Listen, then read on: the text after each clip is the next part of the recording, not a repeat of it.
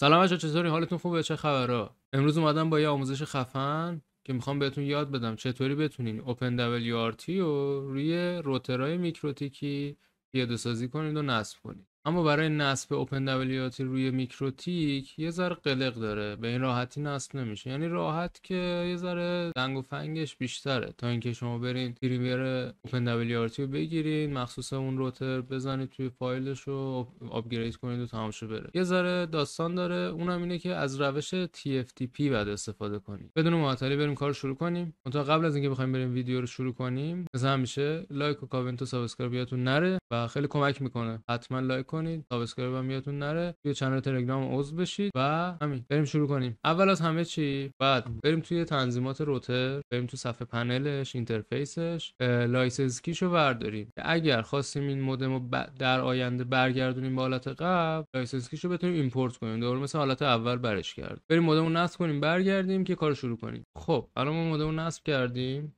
و اینکه رفتیم، بعد بریم تو سایت OpenWRT مدل اون روترتون رو سرچ کنیم. من این روتری که امروز میخوام روش کار کنم روتر هپلایته که تو ایران هم هستش، زیاد قیمتش هم مناسبه، ولی حالا زیاد سخت افزار قوی نداره و صرفا برای تست من اینو براتون دارم انجام میدم. مدلش رو سرچ میکنید، حالا RB941 که TC از این ایستاده هاست.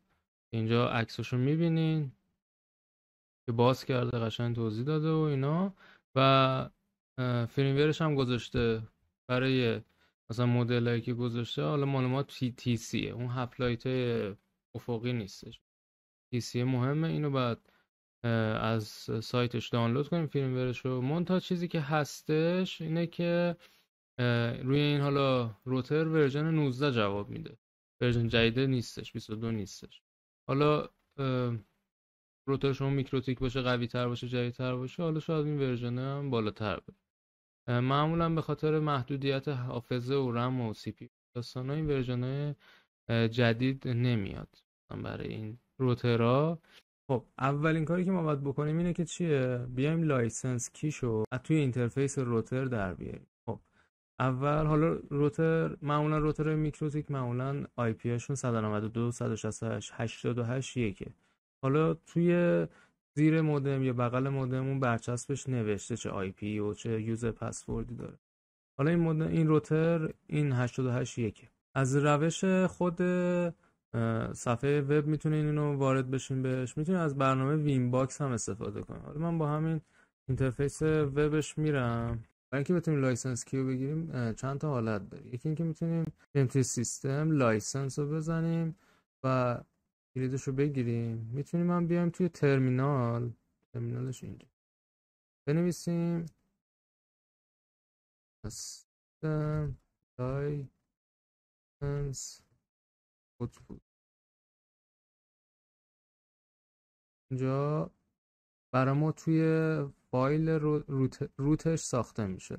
اینجا میایم فایل، اینجا میبینین اسمشو لایسنس کی اومده این اوکیه. دانلودش رو میزنی. خب این دانلود شد. این کلیدو داشته باشین که اگر خواستین یه روزی اینو برگردونین بتونین توش ایمپورت کنید و مشکلی وجود نیاد. خب این از این تمام شد. کار ما با این قضیه تمام. خب حالا باید چیکار کنیم؟ دومین مرحله اینه که روتر رو خاموش باید بکنیم. کابل شبکه‌شو بعد وصل کنیم به اینترنت. بعد از اینکه وصل کردین بعد بیایم توی نتورک آداپتر، بذاریم من بیایم توی نتورک آداپتر اترنتتون یا همون کارت شبکه‌تون که به حالا کامپیوترتون وصله یا لپتاپتون رو پیدا کنید، راست کلیک کنید روش پرپرتیس رو بزنید. بعد آی پی وی 4 رو پیدا کنید، بازش کنید که بتونید آی پی بهش بدید. 192 168 1 10 براش میزنید، اوکی میزنید و میبندیم پرونده رو، میذاریمش کنار. خب این رفتش. حالا برنامه تاینی پی ایکس ای، این برنامه این قابلیت رو داره که بتونید چیکار کنید؟ از طریق این برنامه اون فایل فیلمویر رو بتونید روی روتر میکروتیک پیاده کنیم، یعنی بفرستیم و بیاریمش بالا. چون مستقیم روی روتر میکروتیک نمیتونیم ما OpenWRT بریزیم. برنامه تاینی DXE رو باز کنیم، یه همچین شکل و شمایلی داره. اینجا یه IP داره، IP که ما بهش دادیم و شناخته. حالا بعد بیایم چیکار کنیم؟ توی فایل نیم یعنی بوت فایل، بیایم اینجا اون فایل فیرمورمون رو بهش بدیم. این تیکه فایل نیمش هم برداریم، نمیخوایم ما. حالا باید چیکار کنیم؟ باید کابل شبکمون رو به پورت اینترنتش وصل کنیم، یا ونش باید وصل کنیم. به لن نباید وصل کنیم، به این باید وصل کنیم و کابل برقش رو بکشیم، یعنی مودم خاموش شه. اوکی.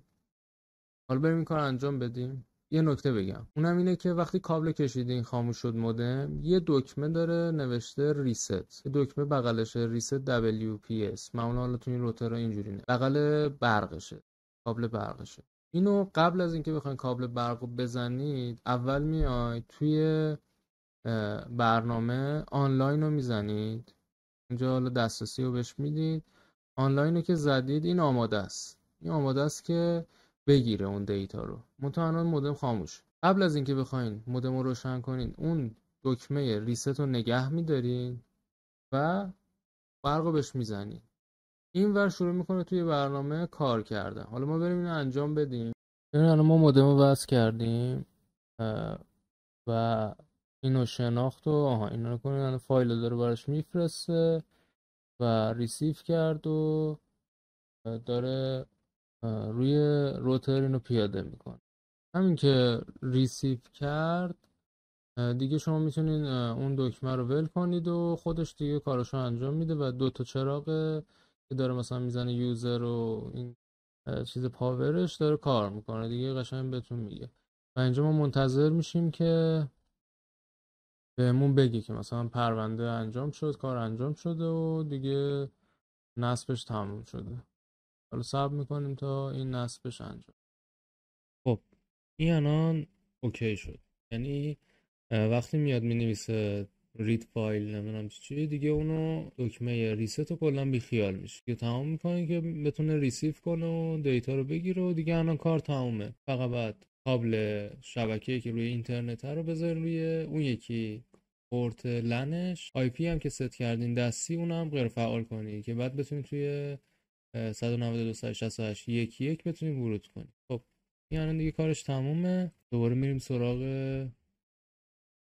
نتورک آداپترمون و IPv4 رو آف میکنم. الان میبینی IP که 88 بود الان تبدیل شد به 1، یعنی الان عوض شد. خب حالا بریم ببینیم که آیا واقعا جواب میده بر ما یا چی. خب میبینید که OpenWRT روی روتر میکروتیک به خوبی و خوشی اومد بالا. ببینید الان پسورد نداره، اینا اسمش رو ببینید، مدل میکروتیک روتر بورد RB941 2ND. حالا این مدل PC شه که ایستاده است. حالا مهم کوالکوم و پردازنده رو همش شناخته و خب اینجا هم که میزان رم رو گفته و حافظه و این داستان ها که ذرم کمه.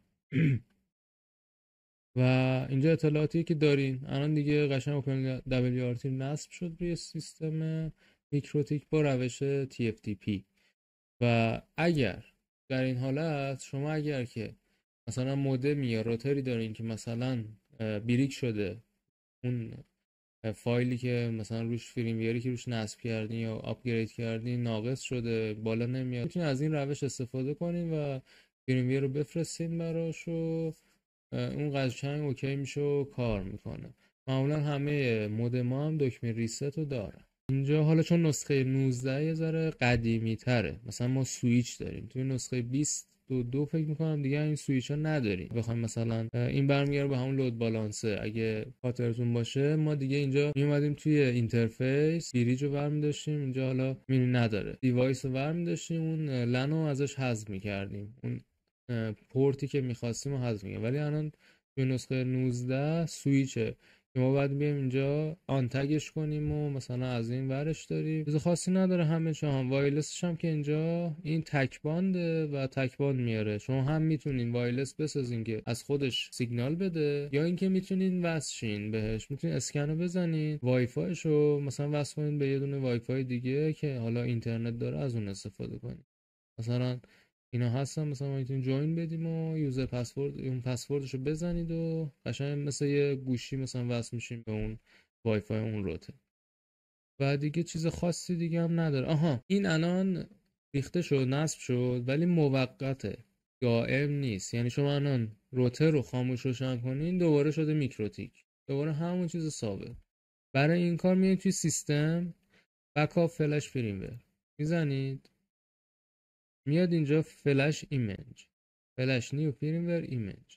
اینو که میزنین دوباره اون فایلی که داشتیم و میایم اینجا میذاریم، یه آپلود میزنیم. اینو که بزنین دیگه کلا دیگه بر نمیگرده، دیگه تموم شد، دیگه کاملا میفته روی اوپن دبلیو آر تی. یعنی شما ریست هم کنی همون اوپن دبلیو آر تی میمونه.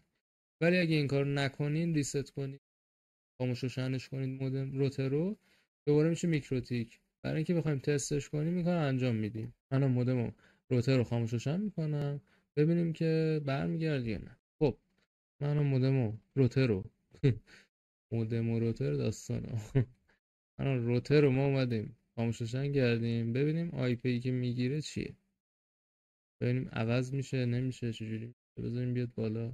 این الان دیتیل میبینید الان شد دوره 88 یک. الان من 88 یک رو بزنم با اینکه اصلا آی پی نمیخوام، حالا بزنم یعنی دوباره شد میکروتیک.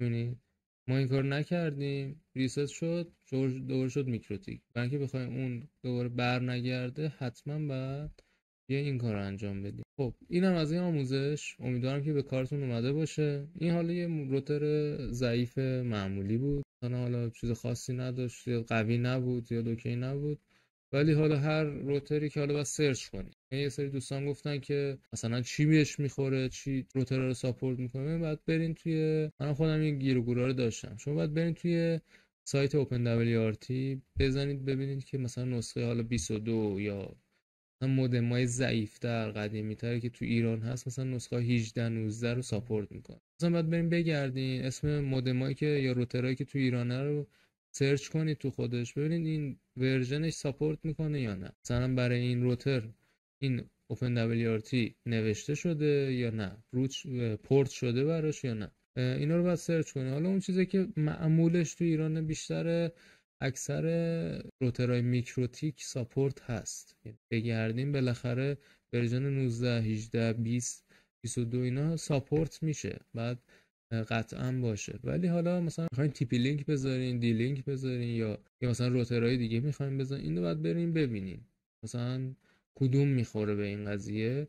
و الان به نظر من فکر میکنم حالا هستن یه سری روترهای قوی تر هم هستن، فکر میکنم روتر شیائومی می 4A گیگابیت ورژن فکر میکنم گزینه بدی نباشه با توجه به اون آنتنای خوبی که داره برای انتقال وای فای و این داستانا، فکر میکنم بد نباشه. ولی خب باز خودتون قطعا بگردین چیزای بهتری پیدا میکنین. مرسی که ویدیو رو دیدین، امیدوارم براتون کاربردی باشه، امیدوارم مشکلتون حل کنه. ببینید ایرادی چیزی کاری مشکلی چیزی بود توی کامنت ها بهم بگین، قطعا پاسخ میدم بهشون و بهتون انشالله حل میکنم. و اینکه همین، مرسی که دیدین ویدیو رو، کامنت بذارین، لایک رو حتما بکنید، سابسکرایب هم که دیگه سابسکرایب دیگه چیکار کنید دیگه، تو تلگرام هم عضو بشین، سابسکرایب کنید. مرسی، جوین بدین تا ویدیو بعدی. فعلا خدافظ.